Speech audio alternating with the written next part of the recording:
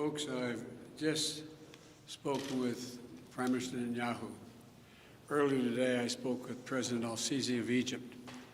Prime Minister Netanyahu informed me that Israel has agreed to a mutual unconditional ceasefire to begin in less than 2 hours. The Egyptians have now informed us that Hamas and the other groups in Gaza have also agreed. In my conversation with President Netanyahu, I commended him for the decision to bring the current hostilities to a close within less than 11 days. I also emphasized what I've said throughout this conflict. The United States fully supports Israel's right to defend itself against indiscriminate rocket attacks from Hamas and other Gaza-based terrorist groups that have taken the lives of innocent civilians in Israel.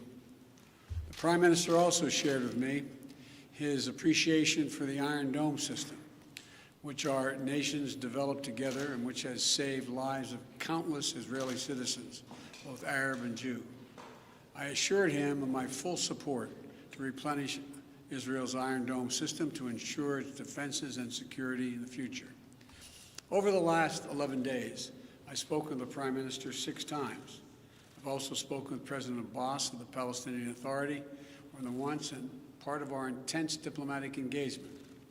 And I want to also thank the Secretary of State, the Secretary of Defense, our National Security Advisor, and everyone on our team for their incredible efforts to bring this about, this outcome that we're about to see.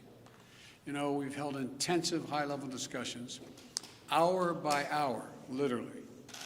Egypt, the Palestinian Authority, and other Middle Eastern countries, with the aim of avoiding the sort of prolonged conflict we've seen in previous years when the hostilities have broken out. I extend my sincere gratitude to President al-Sisi and the senior Egyptian officials who played such a critical role in this diplomacy. I also appreciate the contributions of other parties in the region who've been engaged in working toward the end of hostilities. These hostilities have resulted in the tragic deaths of so many civilians, including children. And I send my sincere condolences to all the families, Israeli and Palestinian, who have lost loved ones, and my hope for a full recovery for the wounded.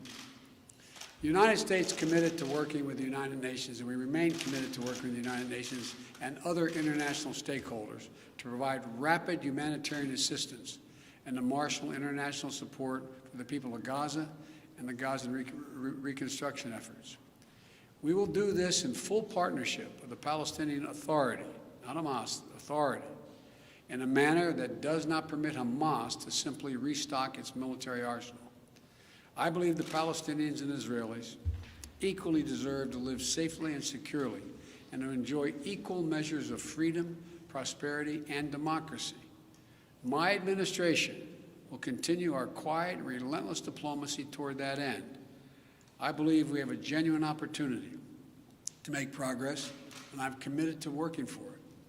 I want to thank you all. May God bless you all and pray that this continues. Thank you so much. Mr. President, the Prime Minister implemented significant de-escalation. Are you confident the ceasefire will last, President Biden? Hey guys.